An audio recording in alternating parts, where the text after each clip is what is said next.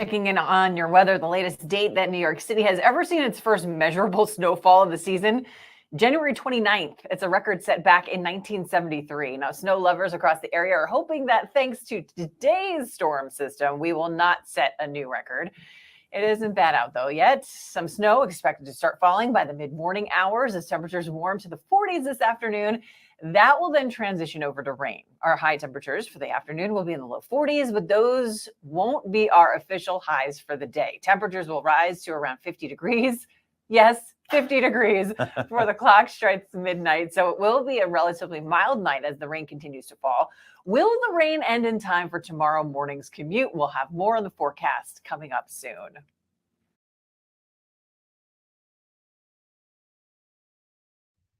Thanks, Christina. Good morning to you. The work from home thing is definitely kicking in.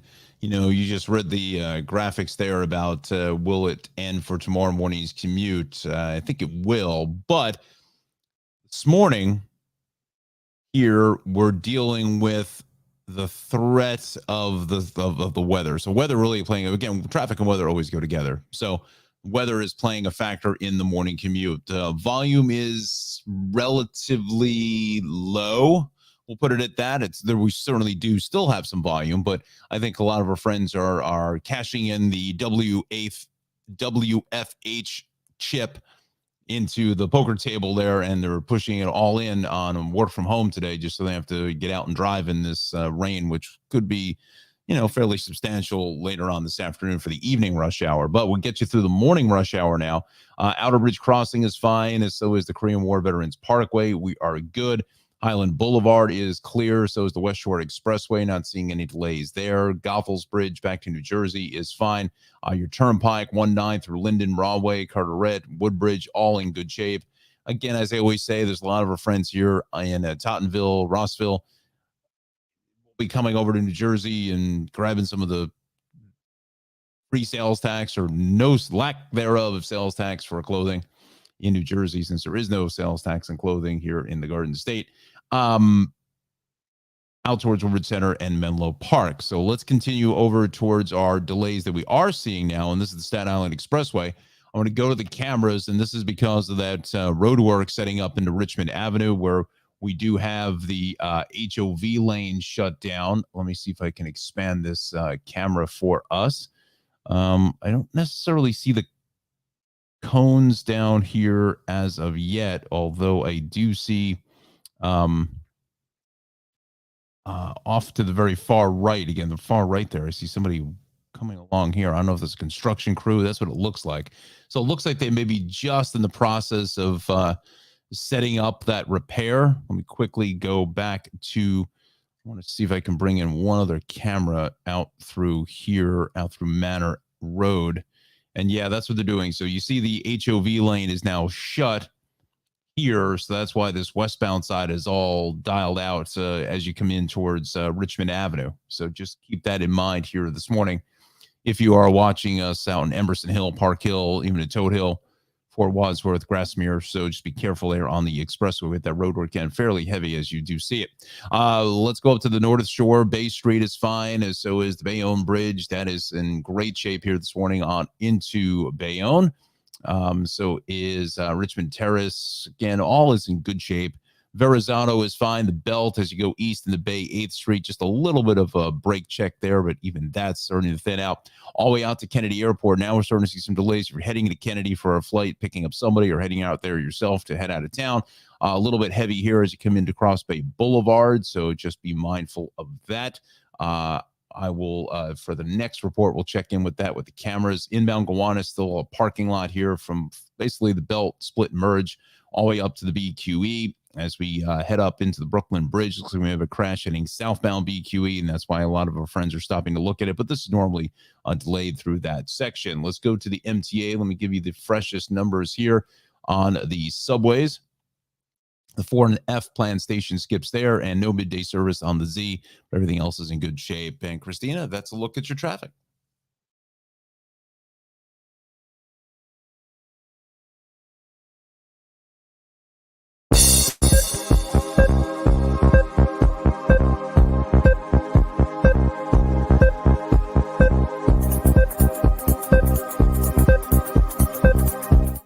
Hello and welcome to the Staten Island Morning Show. I'm Christina Bear in for Nikki Stanzione. And I'm Don Smith. We're so glad you could join us. Yeah, top stories right now. Staten Island Congresswoman Nicole Maliotakis is speaking out against the MTA's congestion pricing plan, arguing that Staten Islanders shouldn't have to bear the extra cost of commuting. Maliotakis spoke out against a federal exemption being proposed in Congress, arguing that the exemption should apply to all New Yorkers, including Staten Islanders crossing to and from New Jersey. So this is pretty interesting. Yeah, it's a real hot button issue. You know, it's just it's very difficult. You know, especially anytime you're going to be looking to charge people for certain things. You know, and for everybody here on Staten Island, you get hit with the Verrazano. That's the first one, and then again, you use the Battery Tunnel, which seems to rise every year. It seems at this point. It's never coming down. I mean, Totally. It's never going to stop rising. Exactly. At this point. That's so right. It's like you're already paying for all of that, and then the congestion pricing is going to be. It's a major tax. You know, I mean, in the Brooklyn bound Verrazano, the toll only got put in place just in the last couple of years. Mm-hmm. So, you know, once you get up to the Battery Tunnel, there's a toll there, but then we make our way to the Brooklyn Bridge. It's the lower East River crossings that are now free. And then when you come back into lower Manhattan. Yeah. I'm just curious how they're going to enforce, like, where are they going to set up these points? Where are the points going to be? And then how will that impact people also on mass transit? Yeah. Is that going to go also rise? You know, are people going to have to be paying more to ride the train and the buses and things like that? Yeah, you know, so exactly. it's a very tricky situation. I don't know a lot of people that are for the congestion pricing. Right. I know a lot of businesses are not. Sure. Especially in Manhattan. Exactly. You know, they're saying, please don't do that because people are going to be less apt to maybe go into the city because of it. Sure. And it's going to affect, you know, the ride share, the cab drivers and things like that, that anytime you cross whatever the line is, you know, I don't know whether they've really established what that line will be. Whether it's, you know, 96th Street, whether it's 72nd Street. How do you make that determination? How do you make the determination? Where does it end? Yeah. And again, I'm just curious how they're going to put this together, because when you come off the Brooklyn Bridge, again, unless you get on the FDR Drive, I think they say that you're not going to get charged, like, because you're going to be heading north and out of that district. But it's almost to the point, like, it's almost kind of like tolling the lower East River crossings. Because you're going to have some sort of a thing when you come off of it. Right. There's a lot more to this than. Let's not even talk about the Holland Tunnel closure that's now in effect as well. This is true.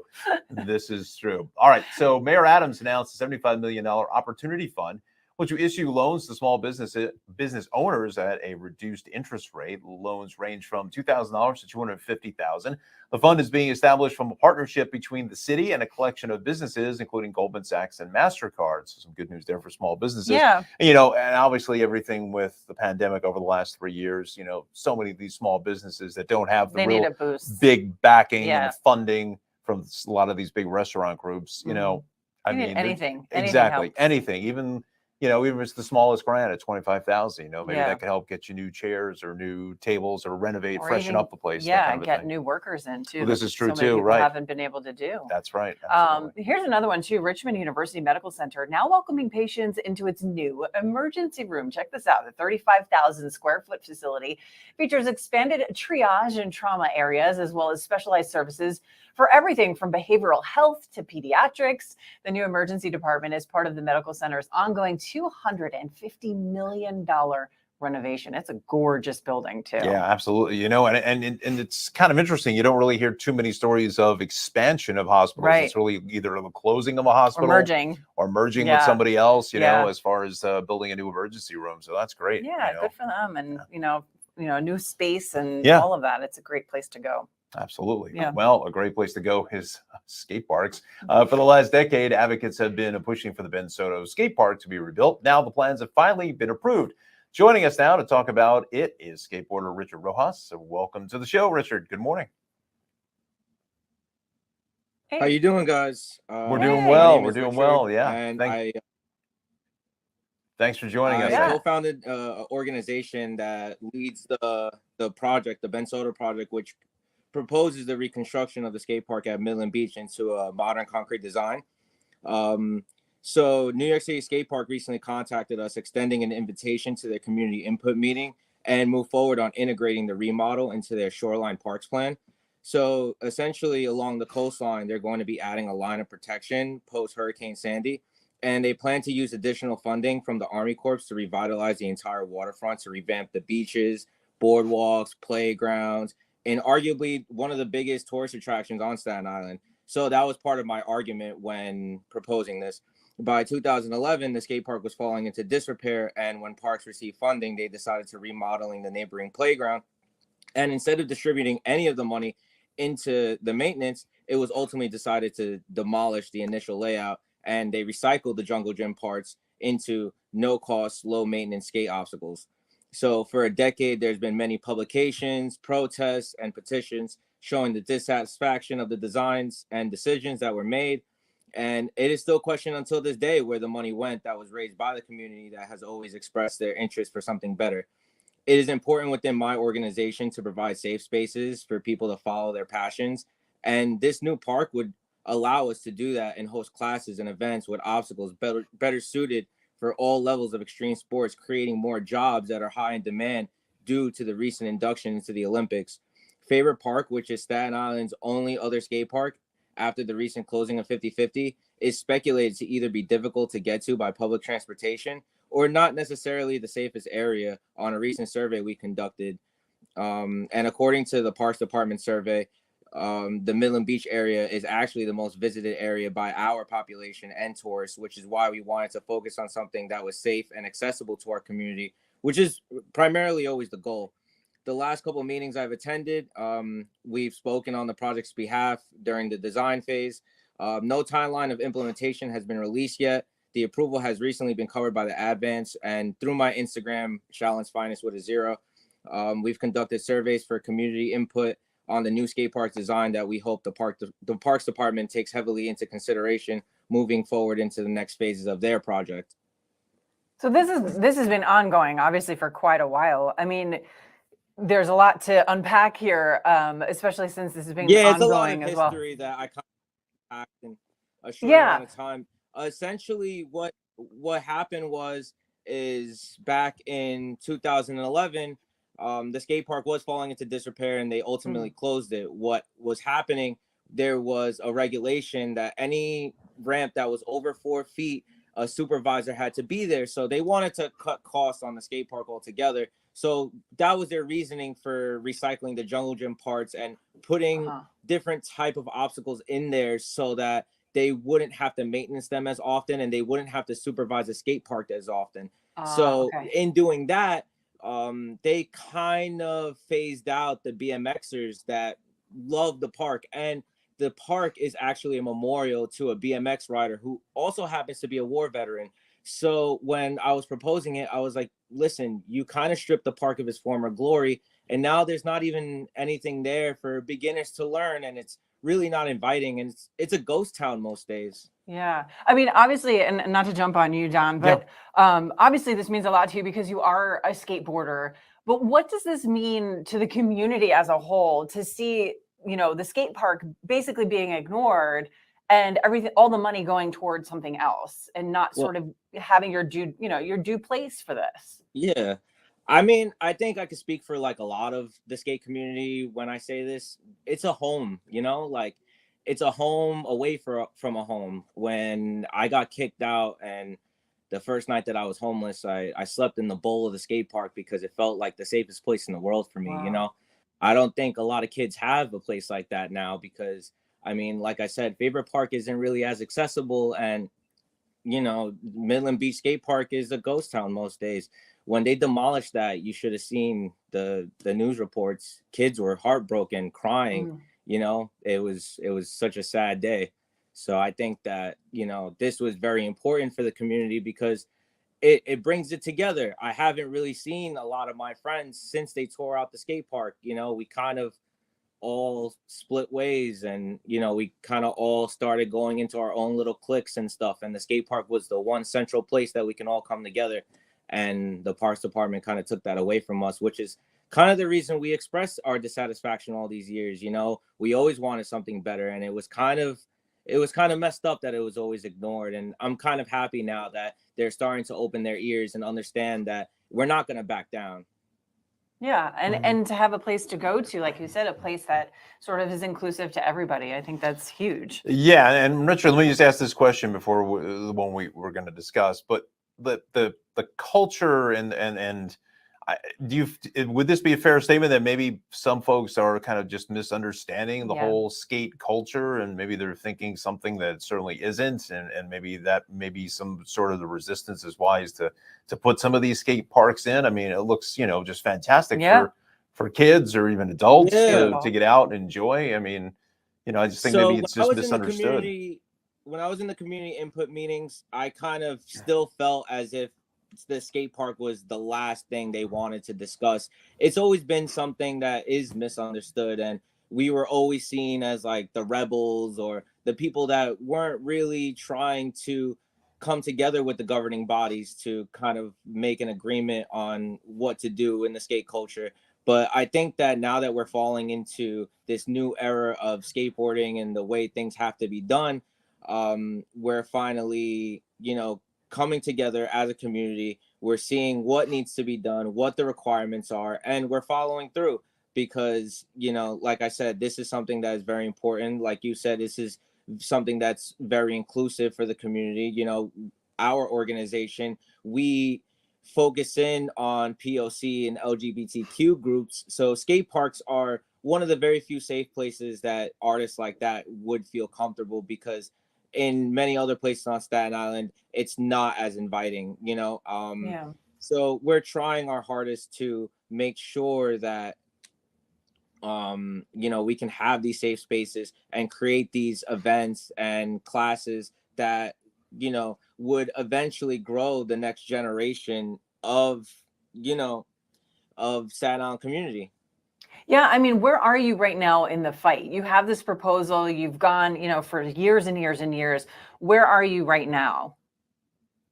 So basically, like I was trying to say in the beginning, where we're at right now is how do I word this perfectly? So we're in the process of the design phase of the Shoreline Parks Plan. We're towards the end of their design phase for the Shoreline Parks Plan. It's in its entirety. So like I said, they're trying to add a line of protection, which is their priority. They're putting all of the funding towards that first, and then from whatever funding they have left over from the Army Corps, they're going to try to revitalize the entire waterfront, the park, the playgrounds, and everything like that.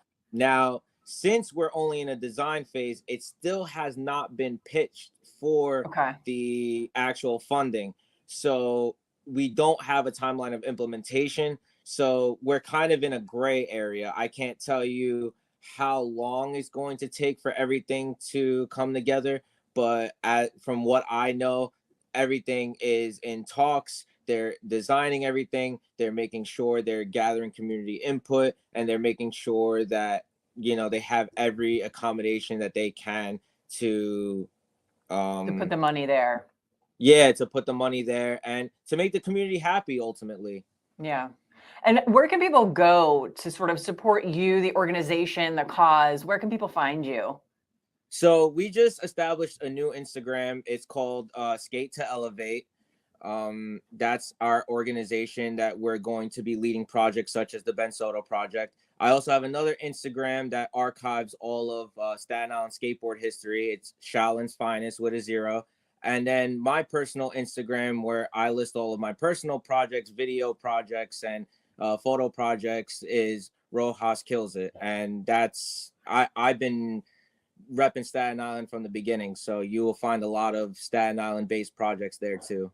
That's amazing. Well, Absolutely. Yeah. And Richard, real quick, I definitely sense, potential, community leader in what you're doing, and just your passion for this. Hopefully you get involved in maybe other avenues. Maybe we'll see your name on a ballot somewhere along Staten Island somewhere. I'm not sure, but I definitely get that. I sense that the whole community leadership vibe. Vibe from you. So it's fantastic. Wow, and Richard, so good luck with your fighting with the project here, and good luck with everything there on Staten Island. And thanks so much for your time today.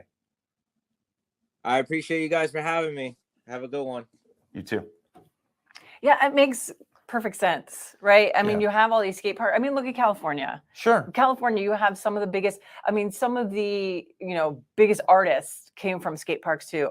I mean, obviously Tony Hawk is the Yeah, one of that course, comes yeah. to mind. I mean, you have to get your start somewhere, and the community-based organizations that run these, park systems. I mean, it makes perfect sense. Yeah, and as I mentioned, talking to Richard, I think the culture, everything is just misunderstood by a Yeah. lot of folks who are in 100%. positions of power to make decisions like this, to make it a park.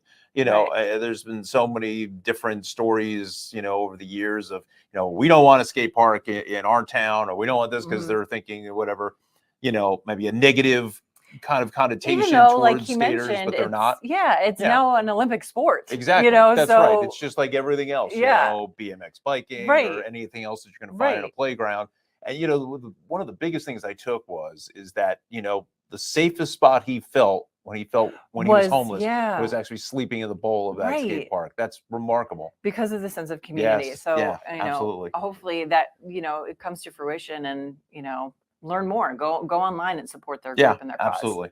Well, here's one. A new study puts New York near the bottom of the list for best states to retire. The Empire State was ranked 46th in the new Wallet Hub report, mostly because it's just so expensive to live here. New York did, however, do much better on the other metrics used to make the rankings. It was ranked 10th in quality of life, 16th in healthcare. So Yeah, Runs the just so many other things that are so expensive I mean, around the area. yeah. Specifically, here in Staten Island, there's a lot of our friends who maybe live in New Jersey and whatnot, that that because you're on Staten Island, you're paying city taxes, that Right. your taxes themselves are significantly cheaper for a same size home, price range, whatever. Well, let's say New Jersey or Westchester County or Right. Long Island. So I mean, you do have that, but then the problem is everything else is involved. And Between the traveling. tolls and the Yep. traffic. Yep. And who knows Yeah. if this congestion pricing thing will kick in. So Yeah. there's a lot of other factors So that puts much. it at the bottom It of the all list. adds up.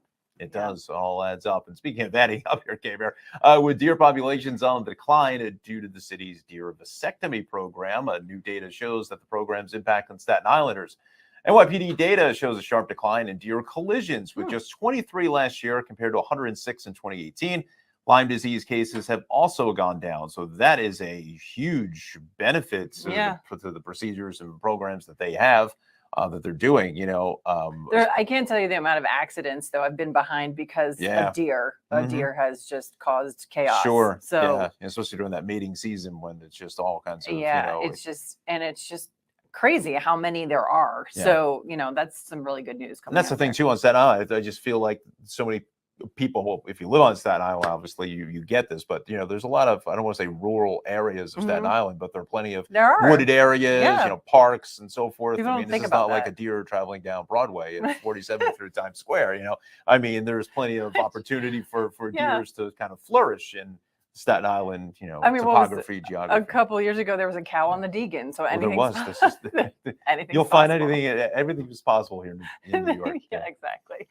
Well, Frank DiTommaso won a $1.1 million jackpot at a Las Vegas casino in 1989. 4 years later, it was all gone, and he faces the challenge of building it back up. Frank is here now to tell us more about his story, and we welcome you to the show. Thank you so much for being here. Good morning, Frank. And good morning to both of you, and thanks for having me on. Sure, our pleasure. And yes, yeah, it's true. What a great story. Yeah. So for those who don't know you and your story, give us the insight. What's going on? Well, I'll be honest, it was even better when I first hit that jackpot. It was a lot of fun. but it's true. It was, and the recent article that came out in the Staten Island Advance, I got a lot of phone calls and congratulations from that. But you have to realize that was 34 years ago. So lots going on between now and then. It was just, it extended back from my childhood when I was 12 years old. My parents decided to take our family to Vegas. And, we went to the Hilton Hotel, and I snuck on to the casino floor, and I played the dime machine, and it hit. And ever since then, I loved Las Vegas. So I hadn't been back since then. And I guess I was 24, so 12 years later. And I got a hold of my uncle who lives in Arizona. And I said, "Hey, Uncle, would you like to go to Vegas?" And he said, "Sure." And it's all in my book right here, The Real Win. If anybody's interested. There it is. It's on Amazon, The Real Win, the whole story. And obviously, we don't have enough time today. I'd love to talk more about it, but we went to Vegas, and it was the day where I couldn't do anything wrong. We spent the day at the pool, had lunch. There's always so much to do in Vegas, right? As we all know. And then later in the day, we had some downtime, and I said, why don't we go in and try our luck?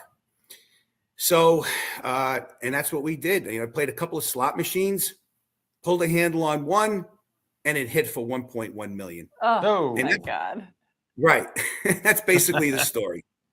And and I'll tell you this, I didn't want to, I had thoughts of writing the book for years. And, but some people say, how come it took so long to write this book? It's 30 plus years later, which is a good question. But the reason why was because if I just wrote the book based on the jackpot hit in Vegas, it would have ended right there. So it was all the experiences that happened after, how I blew through all the money. I'm not going to lie, I had a great time doing it.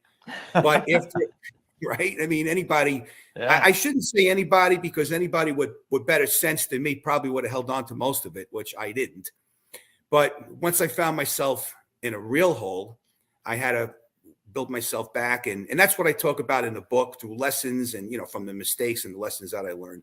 So basically, it took a lot of years. It didn't happen right away, but it took a lot of years to get myself back on track. And thankfully today, I'll never look back that way, in terms of what I went through, because it wasn't a great time. I will tell you that. Yeah.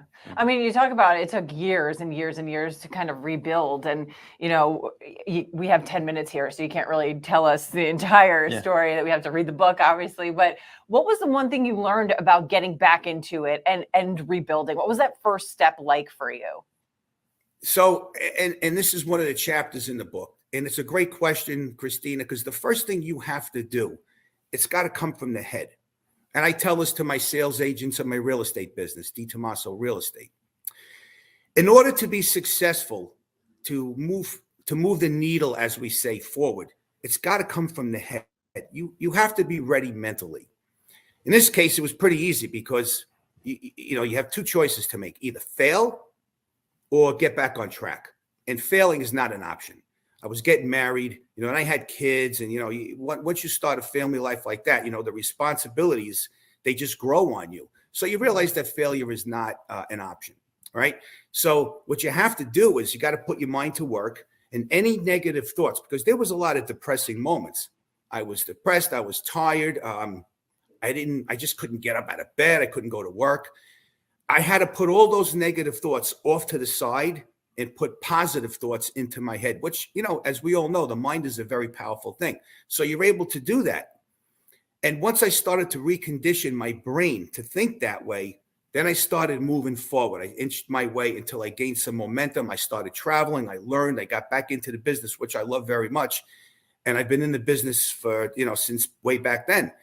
And that's what helped me get back on track, because ultimately there's no choice. Wow. Yeah, it's like you said, Frank, it's that mindset. Yeah. You have to get it in your mind that you cannot fail, that this is the mountain you're on, and you need to get to the top of that mountain, and I mean, I dare I say only 3 million dollars, but everyone says I want to hit the lottery, this and that, right. You see these people winning, $800 million, whatever. I mean, you can't imagine the mind space that they're in, when you first hit and that thing, the bells are ringing and everything's going on.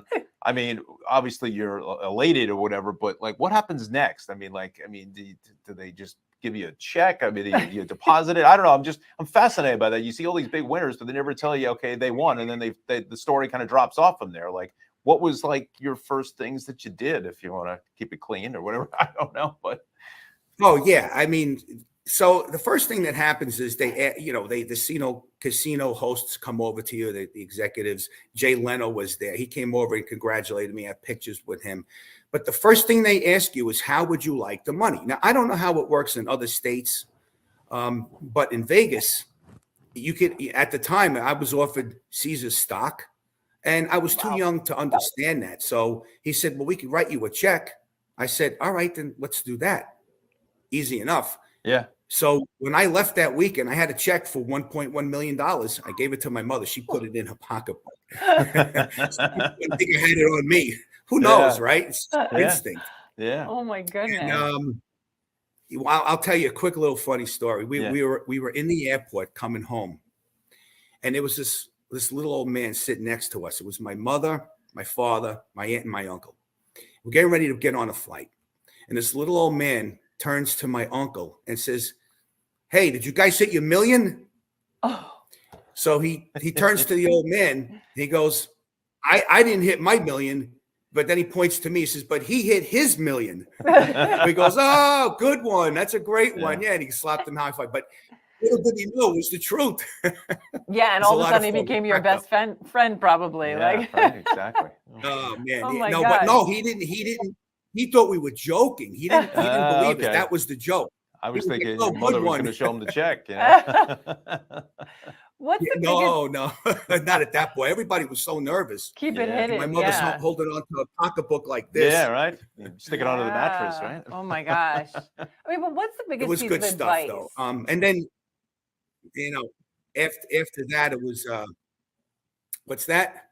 No, I was going to say, well, Say that going again, through all Christina. of this, going through the highs, the lows, and the comeback, right?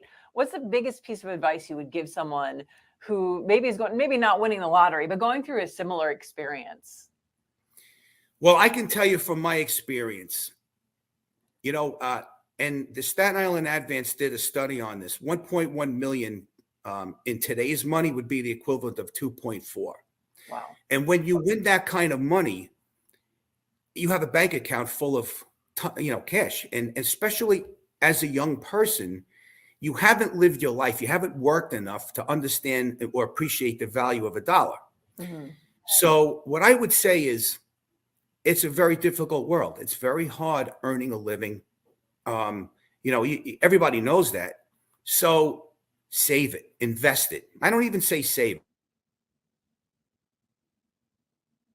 Invest, Invest, yeah. You I know, say good. invest it, but invest it. Buy assets. Don't buy liabilities. Buy assets, especially it could be at any age. But and I often reflect. If I would have bought one or two properties back then, because real estate real estate doubles on average every 15 years. Mm-hmm. So if I would have bought something, let's say I bought a townhouse back then for 150,000, if you 2 times that, you'd be at what, 450? Mm-hmm. Yeah. If I bought 2, you bought 3, plus all the income that comes with it. And this is what I preach in the real estate business. So my advice for anybody that's earning, invest it. Don't spend it on dumb garbage. And you know what? My father used to always say, you have to save for a rainy day. You never know. No, that's a great piece of advice right there. Tell us again the name of the book and where we can find it. It's called The Real Win. It's on Amazon. Just go to Amazon, type in The Real Win. Awesome. Thank you so much and for if being with anybody us. wants to go to if anybody has any real estate needs, dtomaso.com, and I'm on Facebook, Instagram, YouTube, all the social media sites. Love it. Right. Love it. Great story. Thank you so much for sharing Thanks, with Frank. us this morning. My pleasure. Thanks for having me. Amazing. Love comeback stories. Love it. Yeah, absolutely. Do I dare say maybe a movie or something in Hey, the works? I don't listen. know. I don't know who's going to play Frankie, right? I don't know, right? I mean, That would be cool. The big comeback or something like Your that, mouth right? to God's ears. There you Yeah, Make it but happen. but like you said, being a young person, all of a sudden you get all this money all at one time. What do It's you like, do? What do you do? I mean, obviously, a lot of times we see this also with professional athletes. I was just They gonna get say, signed to yeah. these big contracts. They're buying cars and whatever. It's like you can only drive one car at a time. Why do do you you need need like 7? 20 of Yeah. them? I mean, you can only drive one. So Yeah. then you get the houses maybe because of real estate and properties, Right. but depending on the car too, possibly. It's But a tricky world to navigate Sure. when you come into like all of a sudden that Because that's kind the of thing, money. they don't really teach that for the most part. Maybe some schools do, but really kind of the real world experience of saving money and, Right. and saving for that rainy day, as Right. he said, Frank said his father told It's him. usually generational. It's You usually learn it. generational, Yeah. how you grew up and what your family was doing and this and that. But it's just that financial well-being and just kind of the sense of kind of keeping an eye on things is something really important these days. Well, listen, if you ever miss something on our morning show, you can always find us on social media. Search for the Staten Island Morning Show on Facebook, Instagram, or Twitter, and click follow. And coming up, what the NYPD found after they raided a local home. Yeah, plus the College of Staten Island launching a new program, how it will provide real-world experience, speaking of which, for its students.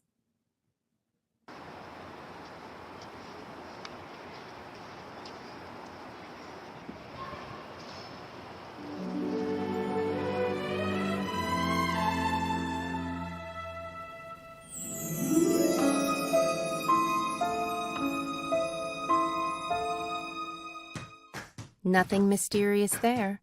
These are captions. Open captions are the on-screen display of a movie's dialogue, speakers' names, and sounds. Theaters in New York City are now required to show some of their movies with open captions. To learn more, visit nyc.gov/captions. This is the place. Hey! Yo! This is my grandson, Mike. It's his 18th birthday. Man. Wow! One of the best years of my life. Well, when I was 18, the ladies used to think I was fine. Yeah, your grandma, maybe. Oh, Come on, man. he's a smart guy, but I thought he could use a little advice today. Start putting away some money. Call your mother. And now that you're 18, you need to sign up with the Selective Service System. Remember Jamie Thomas? Yeah. Heard he didn't register and was denied a job with TSA. There you go. That's it. Save money, call mom, and register with SSS. Well, one other thing. Get yourself some better kicks. Ugliest shoes I've ever seen. Be the man. Register with the Selective Service System today at sss.gov. And them socks, my God.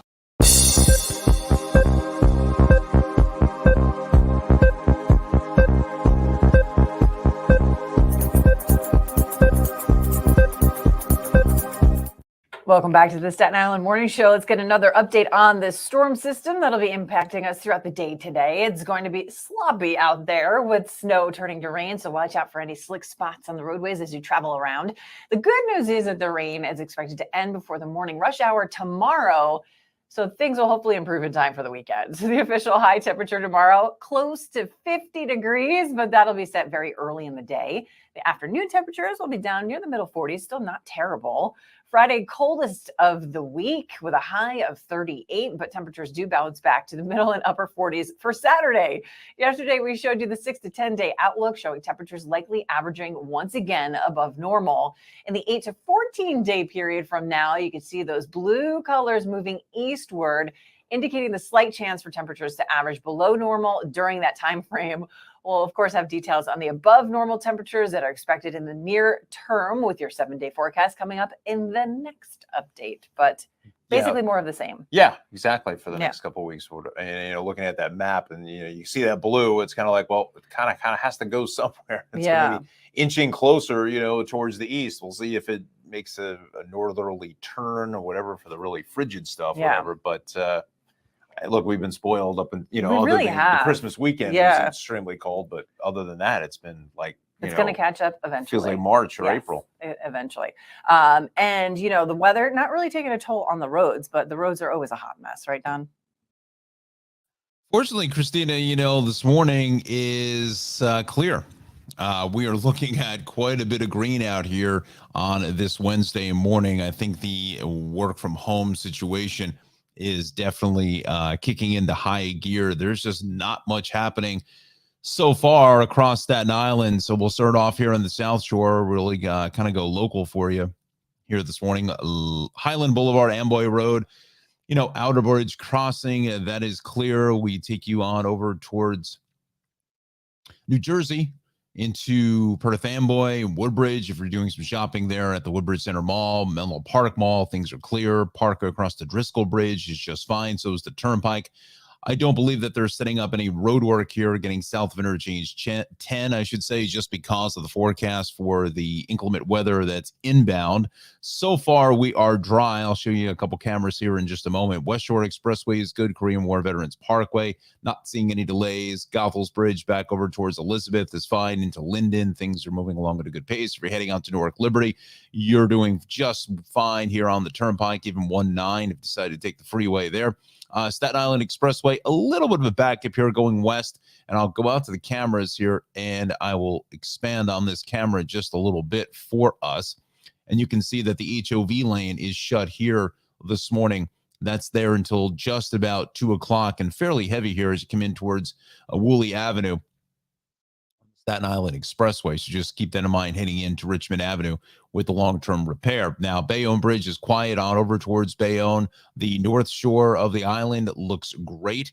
Here along Bay Street, Richmond Terrace, we are clear. Forest Avenue, things are fine. Toad Hill Road, again here in central Staten Island. Arthur Kill Road, that is clear. Brielle Avenue, that also is moving along at a good pace. Richmond Road, things are fine. And things are pretty quiet here in Midland Beach, heading over towards Fort Wadsworth. Now, Verrazano is clear. The Bell Parkway even is looking good. I think the road work here on the Belt, I think more than likely the road work throughout the city in many places will probably be suspended because of the inclement weather, as I mentioned before, and Christina just gave you the details a moment ago.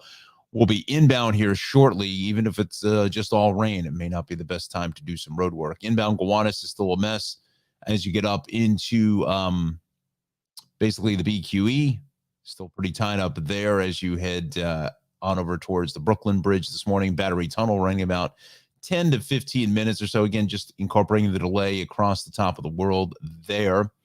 We go to the Bell Parkway heading eastbound all the way out towards Kennedy Airport. Things are in good shape. Let's go to mass transit. Let's give you the freshest numbers we get from our friends over at the MTA this morning's delays on the 6 train, planned station skips on the 4 and the F. SIR is in good shape, and no midday service on the Z line. So all in all, Christina, things are in pretty good shape here this morning.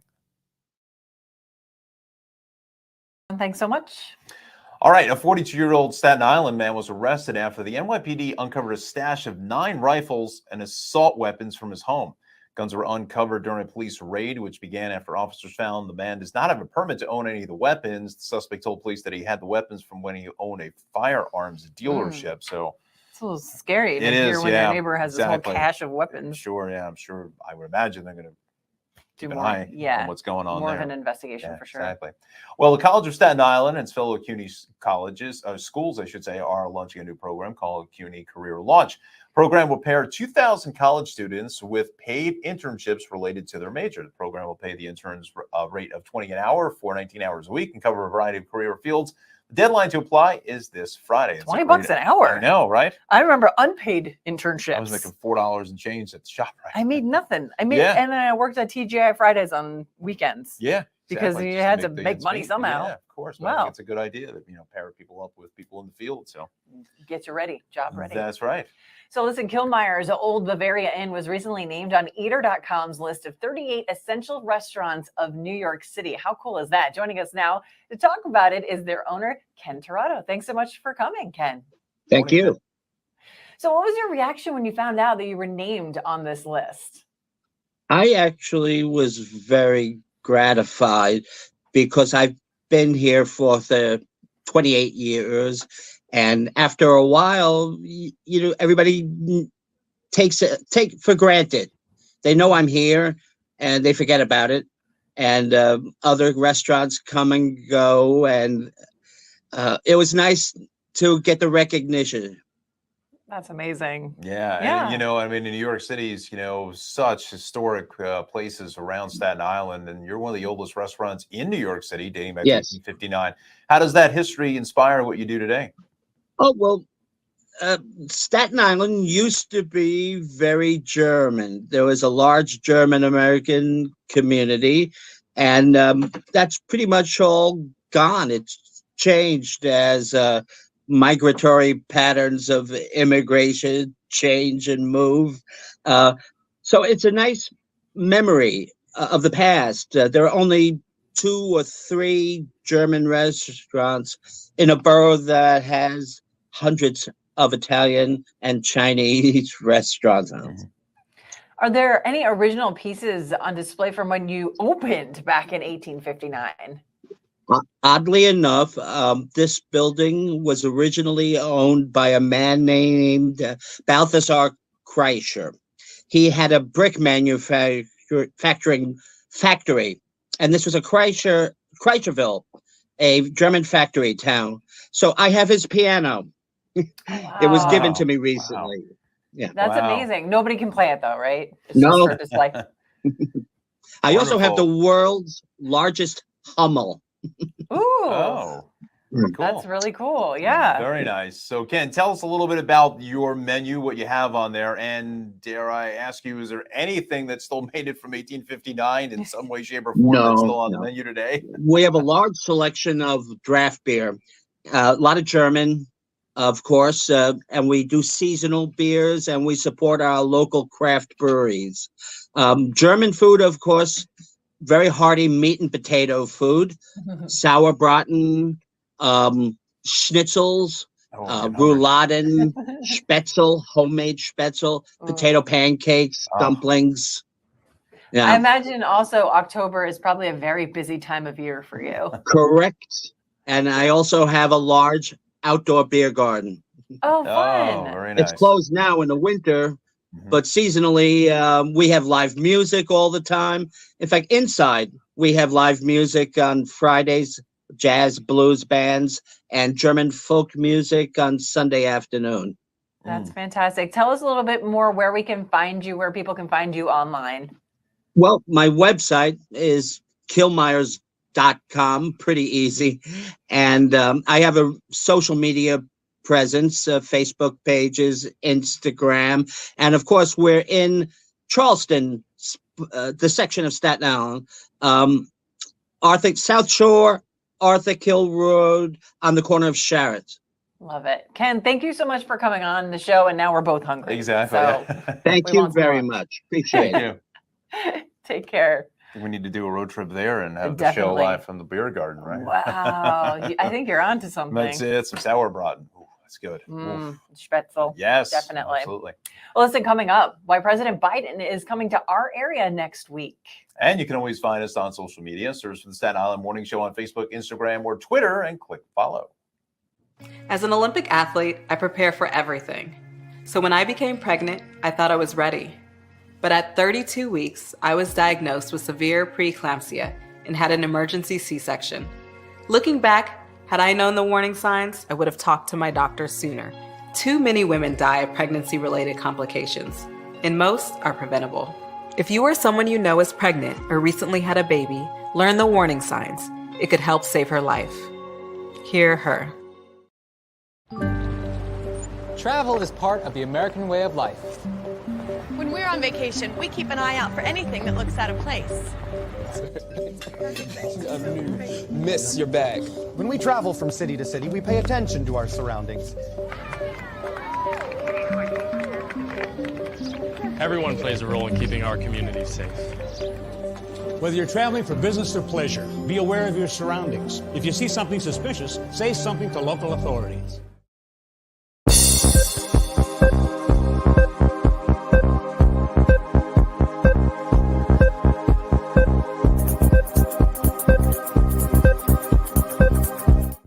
Welcome back to the Staten Island Morning Show. You know, we're halfway through the week, so let's jump ahead and look at our weekend outlook for Staten Island. Highs will be just a few degrees above normal. We'll have 44 and 45 in Stapleton, 45 and 46 in New Dorp section, as well as Midland Beach, and 46 and 47 degrees in Tottenville. Now, sunshine will be limited, but we do have a nice stretch of dry weather right through Sunday. There is a chance for showers on Monday. Temperatures will be around the middle upper 40s for the weekend to the start of next week. We'll drop down to 38 degrees for Tuesday. But listen, look at that 7-day forecast. It's really not that bad. Yeah, it's not that bad at all. Actually, you know, it's starting to go up. You know, it almost feels like, you know, what's going maybe on? St. Patrick's Day, end of March, kind of early April. I don't know. It's just been for Easter snow. Easter Easter's snow, earlier yeah. this year. It So is, yeah. I mean, yeah. So I'm just waiting for that hammer to drop because you know it's going to happen. Yeah, It's well, just going to. cross our fingers. I and whatever know. we're going to do. Maybe not. Crazy. All right, let's check in on your traffic. How are we looking on those roads? Well, Christina, you're fairly good shape here this morning, and I think the work from home situation is really kind of dialed in here across Staten Island. We'll start things off just to show our friends here. We just had from Kilmeyer's on. I just wanted to show you exactly where that location was here at Sharrott's Road, as well as Arthur Kill Road here. So fairly conveniently located right off the West Shore Expressway there. Just north of the Outer Bridge crossing. So that is fairly easy to get to here on the southwestern shores of Richmond County. So we'll stay here and take a look at the traffic patterns. Outer Bridge crossing is fine on over to New Jersey. We'll widen up just slightly here. Parkway, Turnpike. And again, with the inclement weather that's inbound, a lot of this construction here on the Turnpike, as we saw yesterday, has been pretty much canceled because they don't want to be out there with this weather. Korean War Veterans Parkway is clear. Let's take a look at what's happening here on the South Shore. Highland Boulevard is fine. Amboy Road, West Shore Expressway continues to move along at a nice pace here. Arthur Kill Road is going to be just fine. So is Drumgoole Road. That is going to be clear. Richmond Avenue, not seeing any kind of issues there passing the Trader Joe's in New Springville. South Avenue, so is the West Shore up to the Staten Island Expressway. Goethals Bridge back over towards Elizabeth is clear. 19 and Linden. 19 up towards Elizabeth is fine. Heading out to Newark Liberty again. Newark Liberty here on the Turnpike.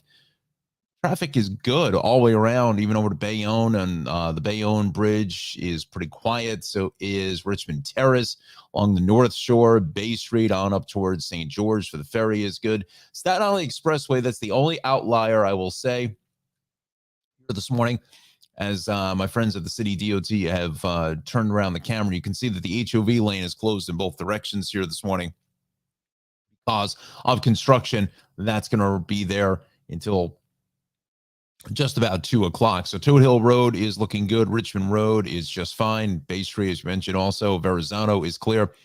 Bell Parkway is good. Getting all the way out to Kennedy Airport. Just beware, inbound Gowanus is still pretty busy heading up into the Brooklyn Bridge. We'll take it over to the MTA. We'll give you the freshest numbers here, see if what the delays are. Still planned station skips in the 4 and the F. No midday service on the Z, and the Staten Island Railway is in good shape. And that's a look at what's going on around Staten Island.